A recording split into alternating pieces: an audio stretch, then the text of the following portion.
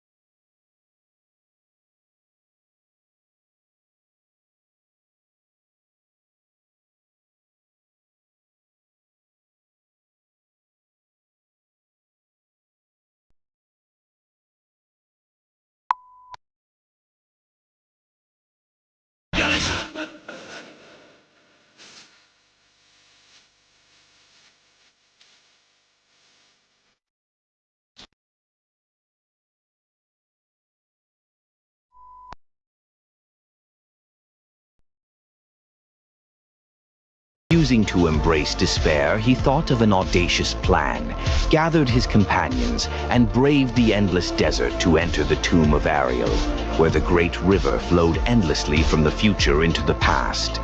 Thus, the valiant king became a guide who guarded his people in their nightmares. They built a city at the edge of dawn and gathered an army to vanquish that which was defiled. However, in the end, the army was destroyed, the city was lost, and the valiant king himself succumbed to madness. Consumed by wrath and resentment, he turned into a mindless beast and roamed the great river for countless years. Nothing could withstand his hunger and fury, until one day the mad king met a treacherous shadow. Dare stare me down, beast. I am lost from light, who was born in the shadow. I am the rightful heir of death and the bastard son of fate. Wherever I go, ruin falls. If you had any sense, you would have ran as soon as you saw me.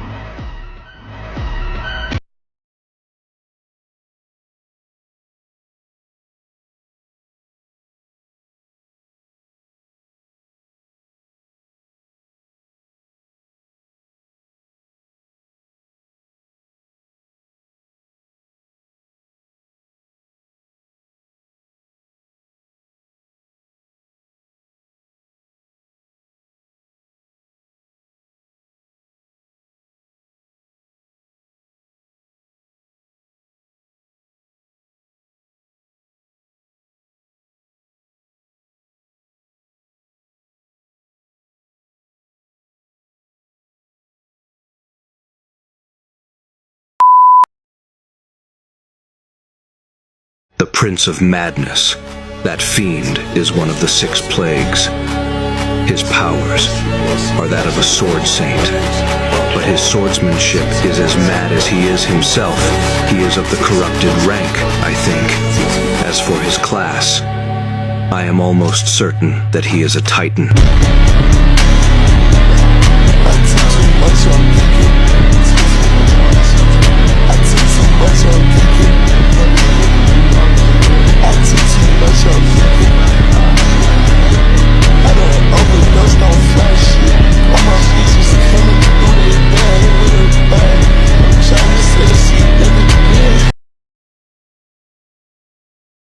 Looking down from his towering height, Sunny studied the pitiful creature in front of him.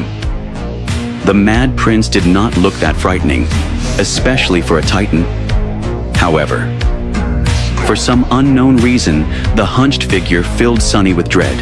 "How about it, murderer? Come closer. I'll tell you a secret. You deserve that much." There was suddenly nowhere to go. The gray mist became solid, blocking all paths to retreat. And Sunny was indeed curious. Curious against his will. He was a great lover of secrets after all.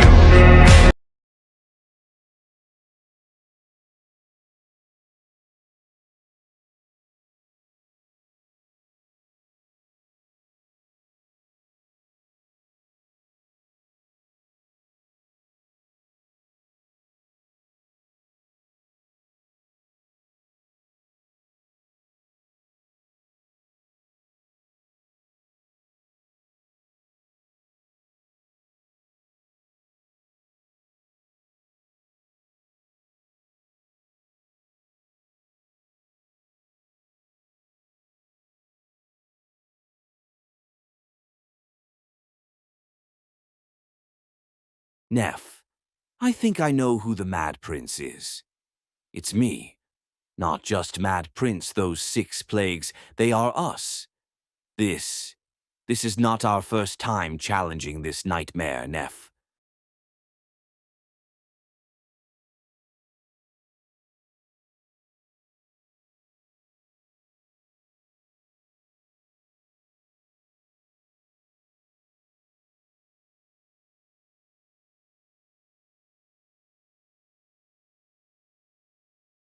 Let's rank all the 6 plagues from weakest to strongest. On number 6, it's Devouring Beast, a corrupted demon.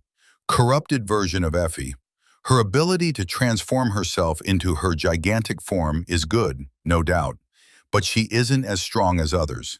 The fact that corrupted creatures lose their minds and don't have any sense of their actions, their intelligence drops far down. Devouring Beast is nothing but a corrupted demon with a healthy amount of battle experience. On number 5, I kept Undying Slaughter, a corrupted devil. Corrupted version of Jet. She was stronger than the Devouring Beast, as we saw on Windflower Island. Her ability to transform into mist and sneak attacks was tough to deal with. On number 4, I have Torment, a corrupted devil again. Corrupted version of Cassie. So the reason why Jet and Effie's corrupted version is lower is that they lost their sense of intelligence after corruption. But Cassie, or Torment, was able to get it back for the time being. But it's only for a temporary, and she loses herself many times. On number 3, it is Soul Devourer, a corrupted titan. Corrupted version of Mordred. Even if Torment was able to retain her mind in battle, she can't hope to go against this thing, which took control over thousands of Awakens in the City of Twilight. On number 2, I have Dreadlord, a corrupted tyrant. Corrupted version of Kai, and an example of what happens if Kai turns evil. Kai had many amazing abilities, especially his ascended ability to command people. But he never misused that power over anyone. That's cause he is a really nice person. But Dreadlord is the opposite. He was able to retrain his mind, maybe cause of his abilities, but that's what keeps him above Soul Devourer. Dreadlord's command is strong enough to bend the world and rip the fabric of reality. He immediately took control of Mad Prince after Nephis's death. On number 1, Mad Prince, a corrupted titan. I don't think I need an explanation for why he is the strongest out of 6.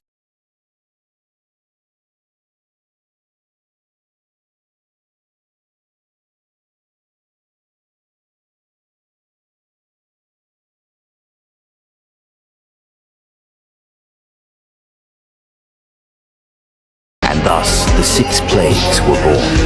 They subjugated Verge and led the forces of the defilement to annihilate the River People. Even Twilight, the city of challengers led by the Serpent King, fell to their insidiousness and might.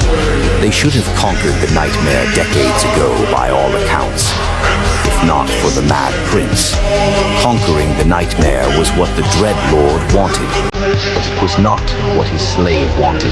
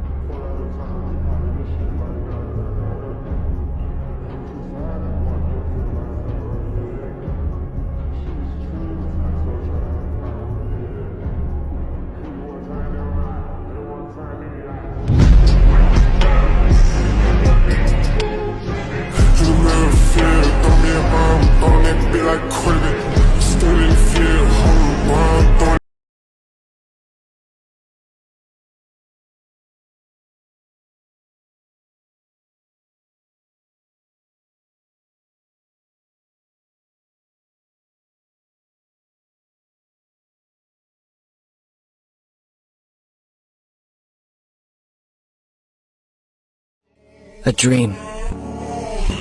I saw a dream. A dream that wouldn't end.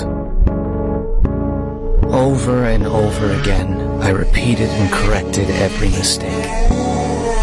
But before I knew it, I lost count. I died over 1 million times. And yet there was still a place I wanted to reach. A wish I wanted to protect. No matter what, I had to save everyone. And that's why I took her hand.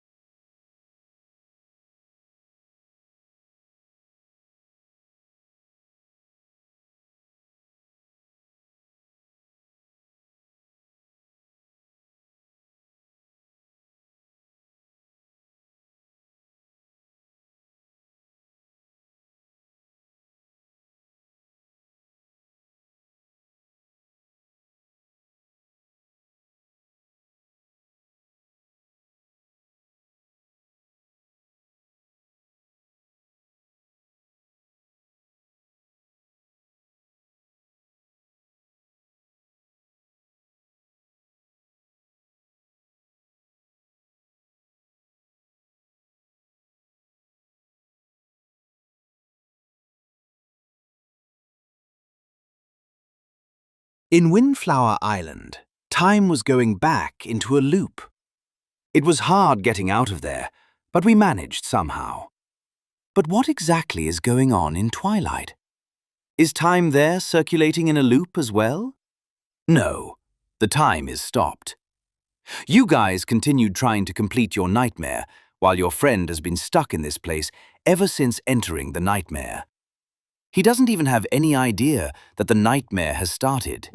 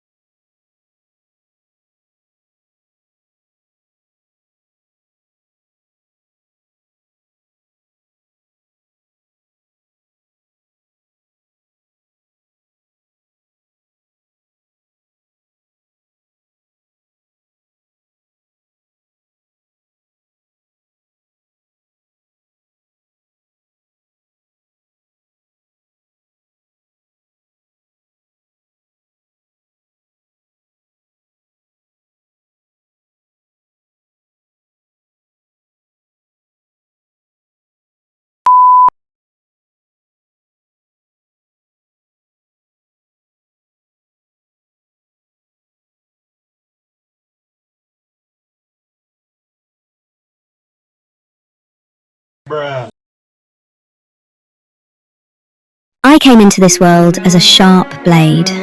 With each strike I made, my blade got dull. I have made compromises, learned to act reasonably, and forced myself to move with restraint. I am tired of making compromises. I am tired of being reasonable. I am tired of being restrained. I am changing star of immortal flame.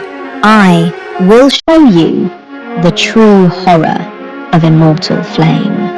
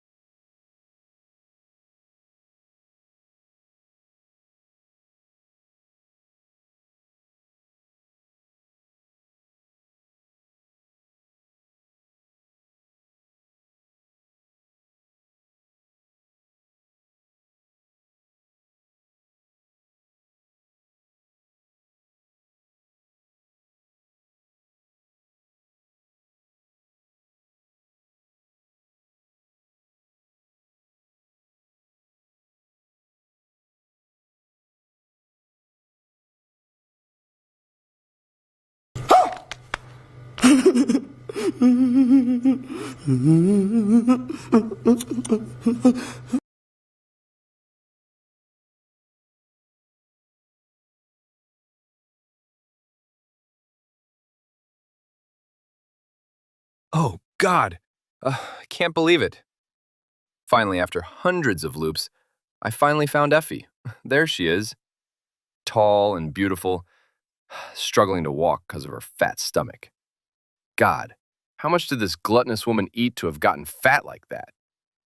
Wait, her stomach is not fat because of eating. Effie? Why are you pregnant?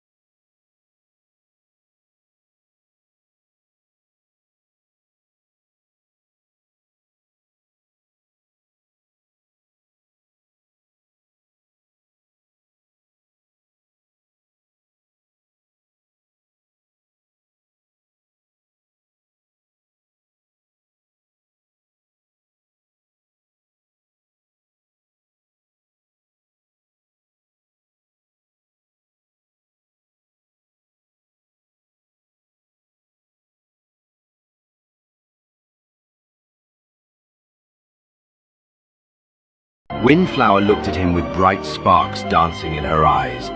Then, however, the smile slowly disappeared from her lips. The beautiful saint sighed. You should go now. I don't think I can hold on for much longer. Sunny held the azure blossom, staring at her silently. Windflower looked away and lingered for a while. Then she said quietly, If by chance you ever meet the real me out there in the dream realm, tell her. Tell her that I did my best. Tell her that we all did. He lowered his head and nodded slowly. I promise. Windflower smiled, then turned away and looked up at the rays of sunshine falling through the crowns of the ancient pines. Farewell, Sunless.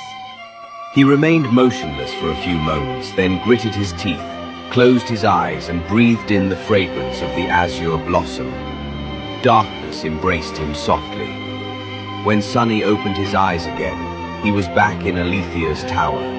His hands were empty. The beautiful blossom was gone, erased with the rest of Windflower's dream.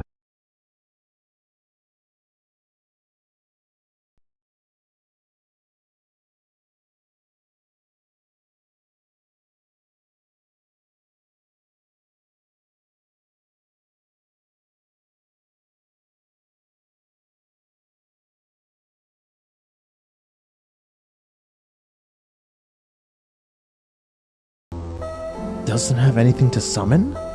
Fool! Why would she need to? She already has a mighty shadow following her around, ready to satisfy her every whim. That's you. You're her echo. So in a way, Nephis has 4, while Cassie has 3. You, on the other hand, don't even qualify to be compared to them. Ah, don't forget, it was that blind traitor who turned you into an echo to begin with.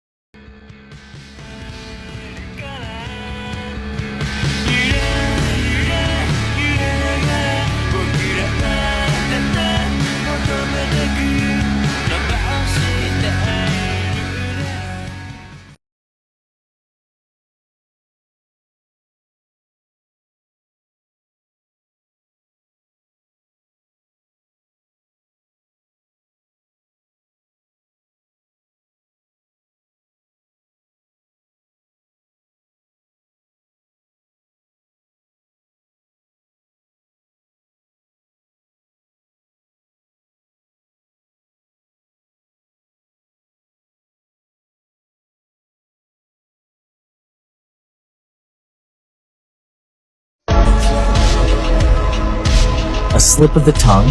Certainly, certainly, if you say so.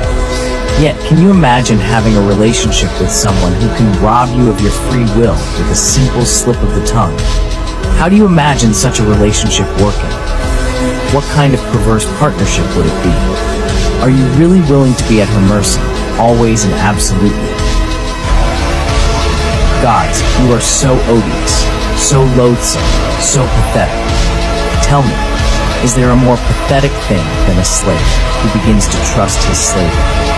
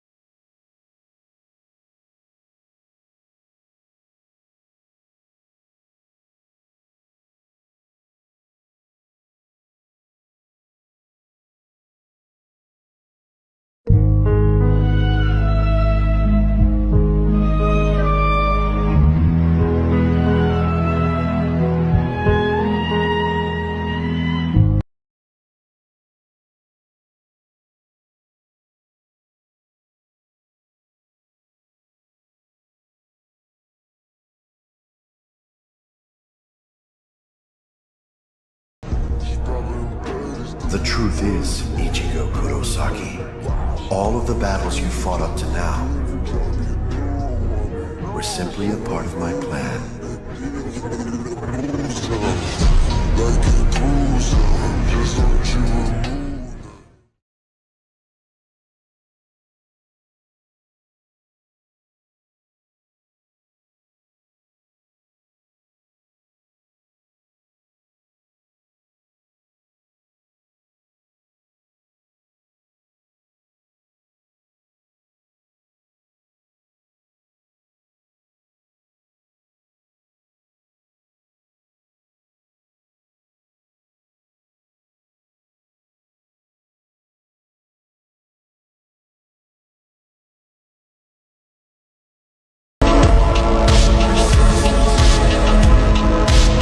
Everything I've done, everything I've endured, it was all for this moment. It's so impossibly hard to break fate.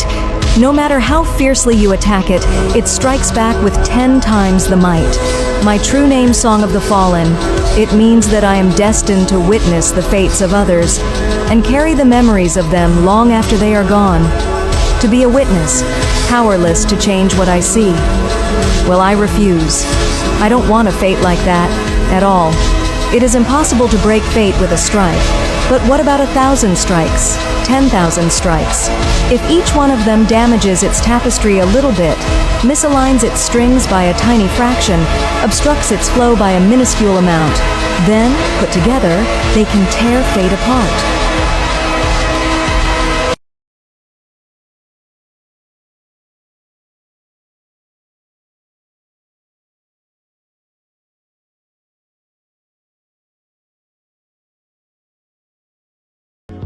What do you want me to do, pity you? After everything I have done for you, after I saved your life countless times, took care of you as if you were my sister, this is how you chose to repay me? By giving my biggest secret to Neph, so that she could use it against me when the time came? Do you even know what you've done? Do you even know what you've taken?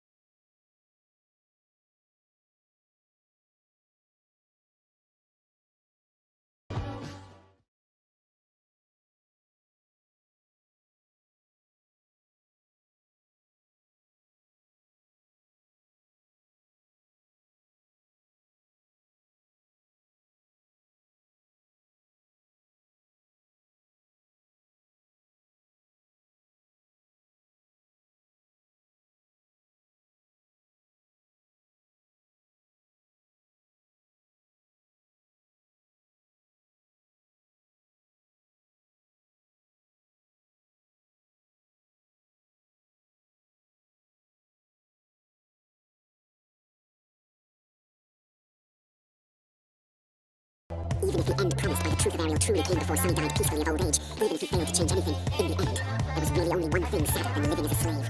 It was dying as one. So Sunny wished to gain freedom even more desperately now, and unlike the dreadful truth, his freedom was near.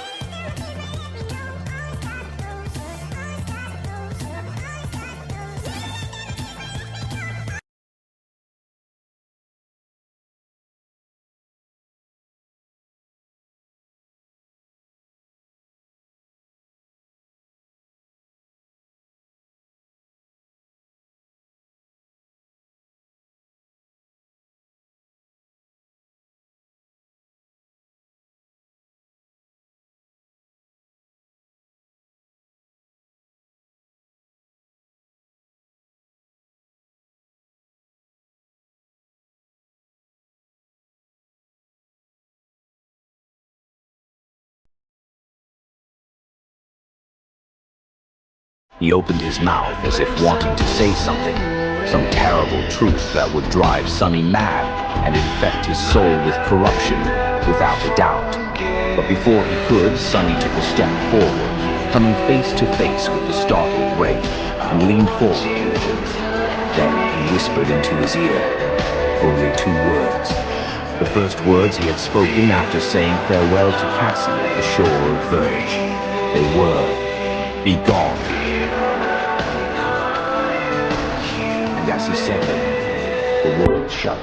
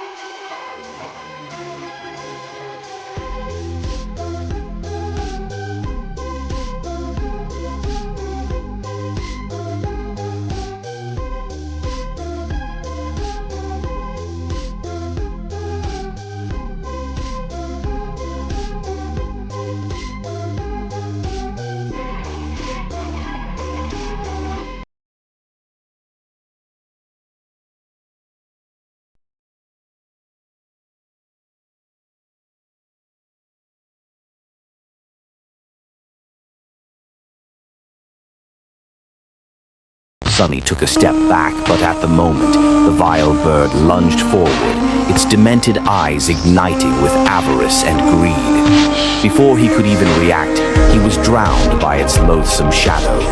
And then, its talons plunged into his chest. Sunny gasped. However, the talons did not rip his flesh apart. Instead, they dove much deeper, finding their way into his very soul.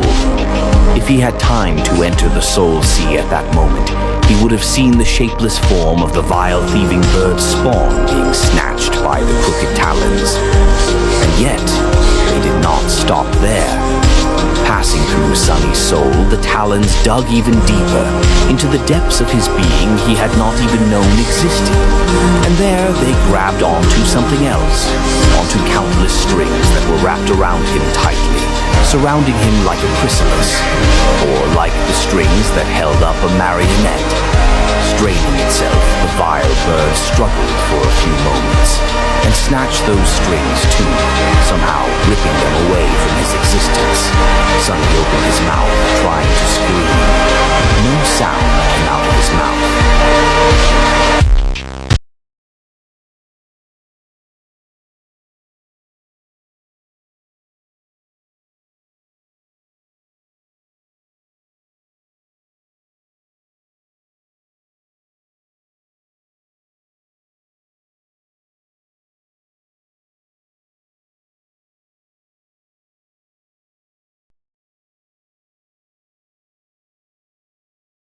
Nothing had violated his freedom and agency. Even though he had received a direct command, there was no reaction at all. Sunny took a shaky breath. It worked! Exciting! It worked! An involuntary smile found its way onto his face. I'm free!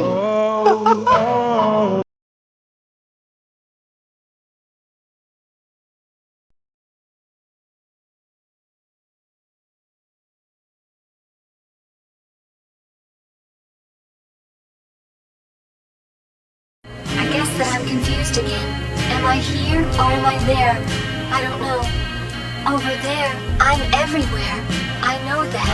But here is connected to over there. Is that right? But then where is the real me after all is said and done? Ah, there is no real me. I guess that's it. I only exist inside those people aware of my existence. Why are you crying, Moon? Because you deleted yourself from everyone's memory? But Lane, isn't that what you wanted all along?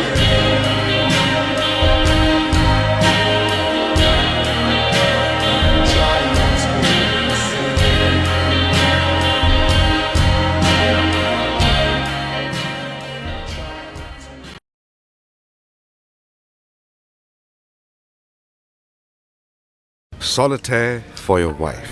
इससे बड़ी वाली दिखाइए. 1 carat diamond. First anniversary? 10th. इससे महंगी वाली ring दिखाइए. 10th anniversary. Excellent. What a lucky wife. ये लीजिए. 3 carat diamond. Hearts and arrows cut. So, when is the anniversary, sir? Yesterday.